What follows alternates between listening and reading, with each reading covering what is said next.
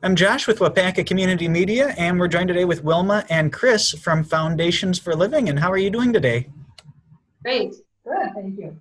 Great. Well, thanks for making some time to talk. And Foundations for Living does a lot of different things. You've got the warming shelter, you have the thrift shop. I know there's some other programs and services you offer, and you're always on the lookout for volunteers for any of those areas. But one of the things we want to talk about as we head into the colder months, and particularly this year with COVID-19, is making sure those that need a place to stay overnight in the colder months have a place, and that is your warming shelter. And that opens up November 1st, and in order for that to be a success, volunteers are needed. So tell us a little bit about the warming shelter and your need for volunteers. Well, the warming shelter has been in existence since 2015, and every winter it provides housing for people that don't have any other place to stay. We oftentimes meet people that have been living in their cars or in tents during the summer months, and when it gets cooler, they start calling here. In fact, last week when it was a little chilly, we got a lot of calls, which makes me a bit nervous because oftentimes we don't get calls till later in the season, at least in that number.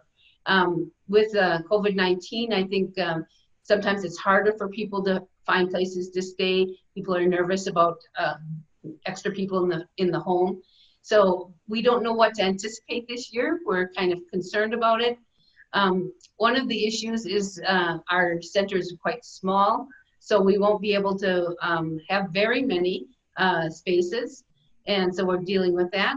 But at the same time, also volunteers sometimes are nervous because of COVID-19, and so we'll be doing everything we can to keep people safe, and also the people that are sleeping outside to have a warm place to stay. So on any typical night when you operate the warming center, you need a total of 4 volunteers, and there are 2 that start out the evening to get the check-in process, get people settled in, and then you've got 2 that spend the night.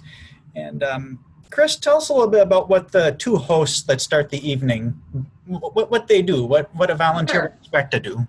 sure.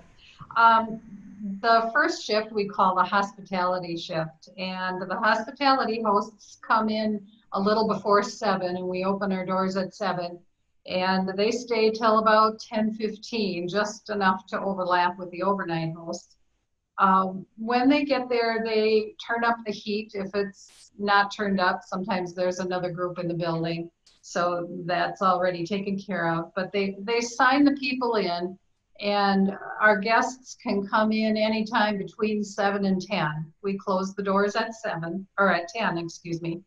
And we assign them a bed. We give them a large tote to put their belongings in, and we lock that up in a separate room so that it's secure overnight. And we make sure that they have things that they'll need overnight. If they need to have their cell phones so that they can wake up on time to go to work, because some of our guests do work. They maybe need their toothbrush, and we give them some sweats to sleep in if they need that. We let them take a shower and do laundry to launder the clothes that they're wearing, and make sure that they have something to eat. We have a little kitchenette, and so we just want to make them comfortable and then let them know some of the things they can do until it's bedtime. They can watch TV, they can watch movies, they can read, there are games. A lot of times they'll just sit around the table and visit with each other. And the host that's there will visit with them too.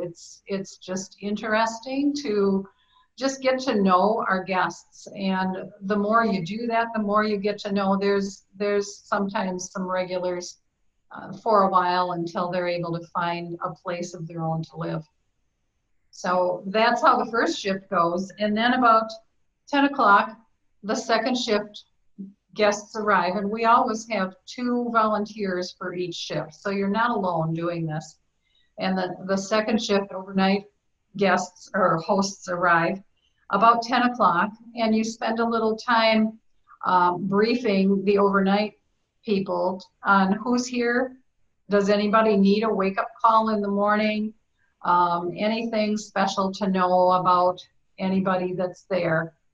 And if we have a woman guest that is there, we always try to have a woman host stay overnight as well. And we separate the women to another side of the room. This is all just one large room otherwise. Um, and the hosts can sleep overnight too. There are places for them to sleep. And then in the morning, you get everybody up by 6:30. Sometimes they're up before that. And make sure they have something to eat. Be out the door by 7:30. Do a little bit of cleanup before we head out the door. And Chris, you have volunteered in this role. Tell us a little bit about your experience doing this. Okay. Well, last year was my first year doing it. I'm also on the board for Foundations for Living, and we needed somebody to kind of organize and recruit and train volunteers. So I kind of learned as I went last year.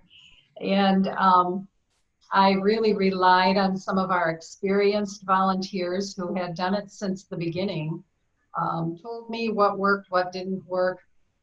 There are some basic rules for our guests to follow, and they're posted in a couple of places.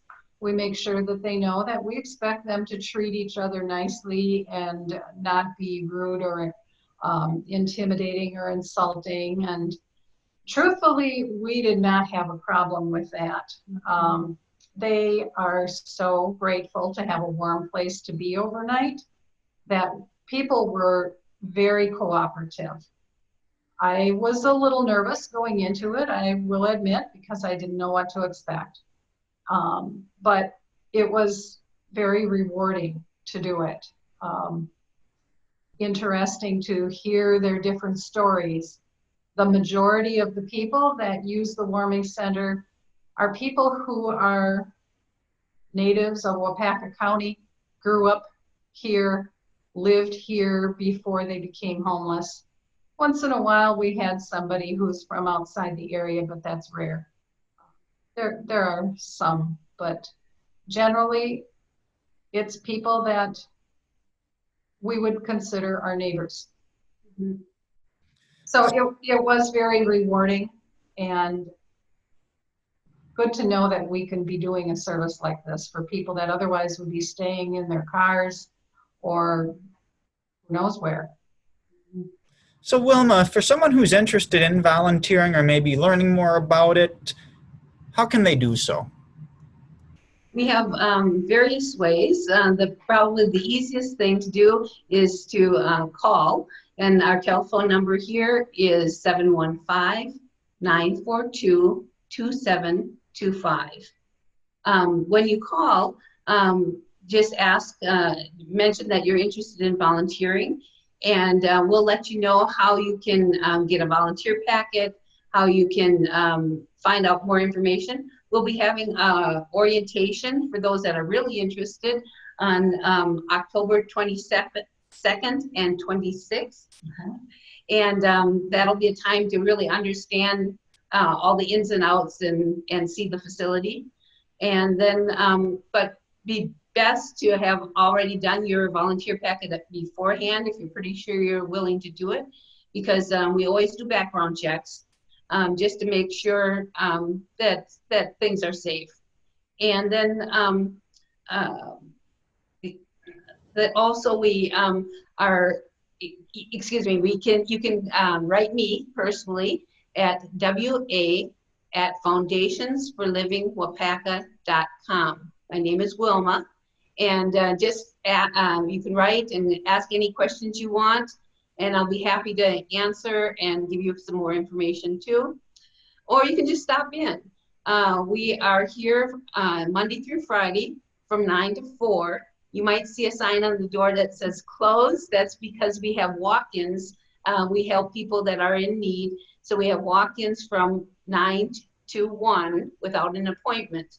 And if we don't put up our closed sign, we're busy all day and not able to get our paperwork done. So even though it's closed, oftentimes people will walk in and we don't turn them away if they're in need. But we're just trying to keep our walk-ins to the mornings. But there's always somebody here during that time, so you can just feel free to walk in And if the door is locked, go through the store if the store is open, and we're happy to meet with you. Well, Wilma, Chris, I appreciate you making time to talk today about the need for volunteers and learning more about the warming shelter, and wish you a successful season, and hopefully you'll find some good people to help out this year. Thank you. Thank you. Thank you.